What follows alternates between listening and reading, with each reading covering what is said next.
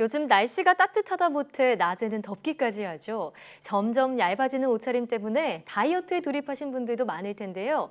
하지만 다이어트에 성공한다는 게 말처럼 쉽지 않죠. 네, 그래서 오늘 생각연구소에서는 우리가 다이어트에 실패하는 이유 대체 뭘까? 심리적으로 살펴볼까 합니다. 귀가 솔깃하시죠? 네. 연세대학교 심리학과 이동기 교수와 함께합니다. 어서 오세요. 네, 안녕하세요. 네. 네, 요새 SNS를 보니까요. 네. 운동하는 사람들 게시물 엄청 많이 올라오고요. 그런 시즌이죠, 지금. 네, 또 다이어트 제품 광고가 그렇게 많이 올라와요. 그런 걸 보니까 진짜 다이어트 시즌이 왔구나 싶은데 혹시 교수님도 몸매 관리 중이신가요?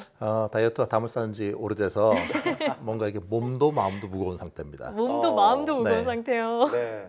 자, 한 가지 오늘 우리가 얘기하는 용어 다이어트. 네. 원래 뭐 식이요법을 의미한다고 하는데 이 다이어트를 할 때 보통은 이렇게 뚱뚱하지 않은데 다이어트 내가 습관적으로 하는 사람들이 있어요. 네네. 아, 다이어트 해야겠다. 이런 심리에 대해서 알아봐야 될 것 같은데 왜 그런 걸까요? 실제로 이렇게 그 설문조사를 해보면 네. 한국인의 2명 중에 1명이 현재 다이어트 중이라고 합니다. 2명 중 한 두 명 중에 명이요? 1명. 이게 상당수가 그러니까 사시사철.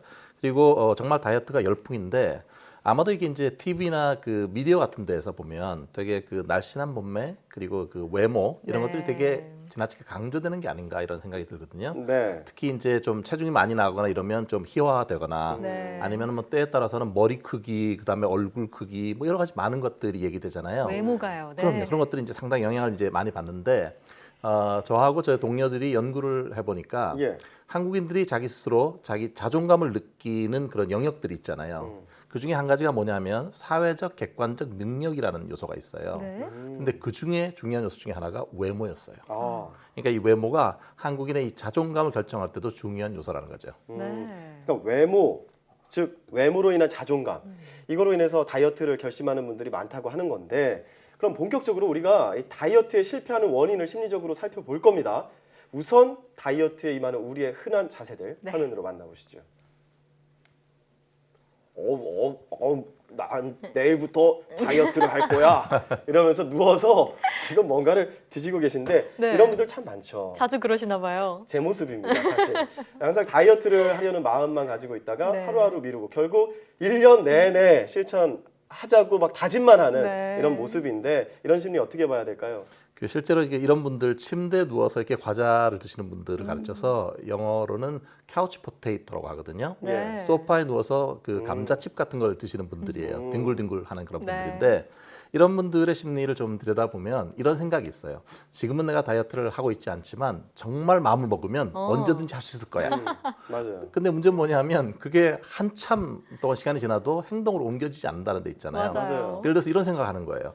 뭔가 TV를 보고 나서 기분이 좀 좋아지면 다이어트 하러 나가야지. 라든지 또는 뭔가 맛있는 걸 먹고 나서 역시 기분이 좋아지면 이제 운동 시작할 거야. 이런 식으로. 제 얘기예요. 예.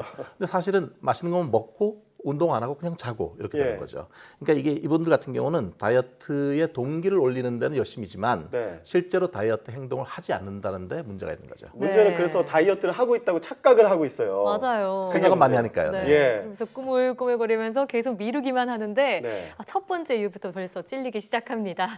자, 그럼 다이어트에 임하는 우리의 흔한 자세들 두 번째 화면 함께 보시죠. 이분은 뭔가요?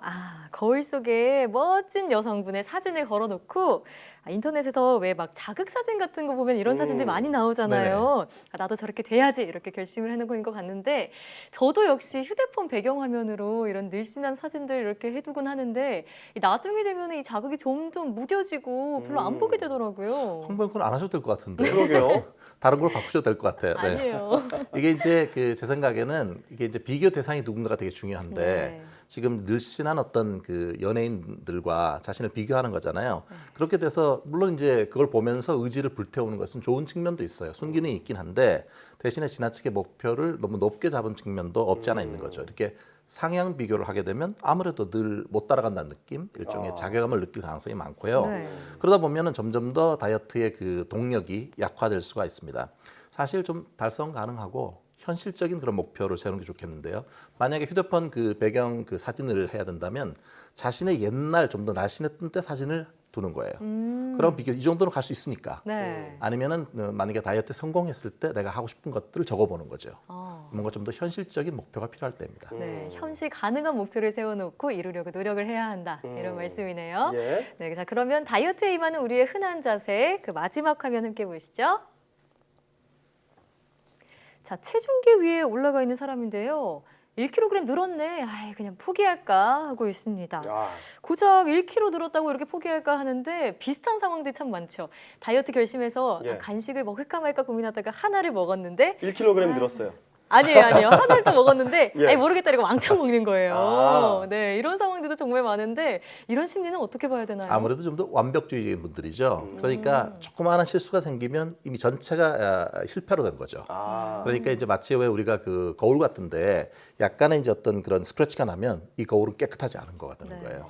그러니까 자기 스스로 자기를 이제 비난하게 되고 그러니까 점점 더 안 하게 되고 이렇게 되는 건데 하나의 흥미로운 사실은 뭐냐면 이런 분들이 부분적으로 성공할 때도 있어요. 만약에 뭐 일주일 동안 1kg를 빼야 된다. 뺐어요. 그러면 이제 뭔가 기분이 좋아질 거 아니에요. 네. 근데 이런 분들은 그렇지가 않아요. 1kg를 만약에 뺐다고 하면 이렇게 생각하는 거죠. 뭔가 이게 내가 세웠던 계획이 너무 느슨했던 건 아닌가. 고작 1kg밖에 안 예. 빠졌어. 제 생각에는 아마 2kg나 3kg를 했어도 할 수 있었지 않을까.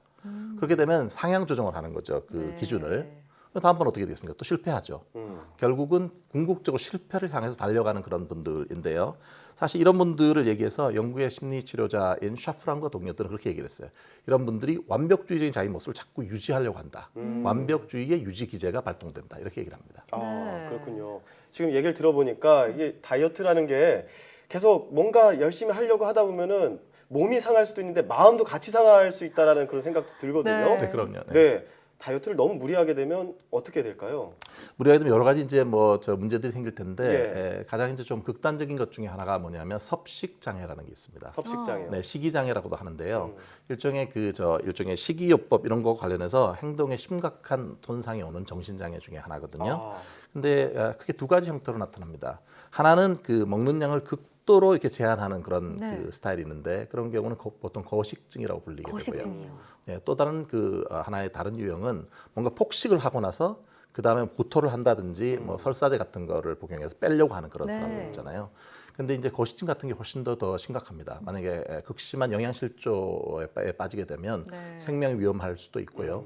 또 실제로 그 우울 같은 거, 기분 장애와 함께 동반될 때는 네. 자살 행동을 볼 수 있어서 유의를 해야 됩니다. 예. 사실 너무 지나치게 과체중이나 비만이 아니라면 굳이 너무 심하게 다이어트를 하는 거는 좀 신중하게 고려할 필요가 있지 않나 싶습니다. 네, 네. 말씀대로 정말 몸과 마음이 건강한 다이어트를 해야겠다 이런 생각이 드는데 그렇게 하려면 어떤 다이어트가 좋을까요? 글쎄요, 뭐 저도 다이어트 실패한 적이 많아가지고 같이 고민하는 입장인데요. 네. 다이어트를 그래도 할 때 작심삼일 되면 그 사실 그 의기소침해지는 분들이 있는데 3일을 한 것은 아무것도 안 한 것보다 낫습니다. 네. 하루라도 한 거에 초점을 두는 게 좋겠고요. 네. 또 하나는 이게 생각과 행동 사이의 간극을 좀 좁히는 게 좋겠습니다. 그래서 뭔가 너무 많이 생각해서 운동하러 나가는데 운동화, 그다음 운동복, 모자 이렇게 너무 고민하지 마시고 네. 나가서 몸을 움직이는 게 더 중요하겠죠. 예. 그리고 다이어트라든지 또는 먹는 어떤 식사 일지 같은 걸 써보는 것도 도움이 됩니다. 아, 다만 지나치게 너무 자세하게 쓰면 그것도 일이 돼서 중간에 실패할 가능성이 있어요. 간략하게요. 간략하고 중요한 것만. 네. 그다음에 이제 마지막으로는 다이어트를 할 때 혼자 하면 그분의 중간에 이제 처질 수가 있습니다. 비슷한 다이어트를 하는 사람들을 소규모로 같이 모아가지고 함께 서로 격려하는 것이 서로 일종의 시너지 효과가 있습니다. 마치 스터디 하듯이요. 그렇죠, 네. 네. 그렇군요. 이렇게만 하면 건강하게 다이어트를 할 수 있다는 건데요.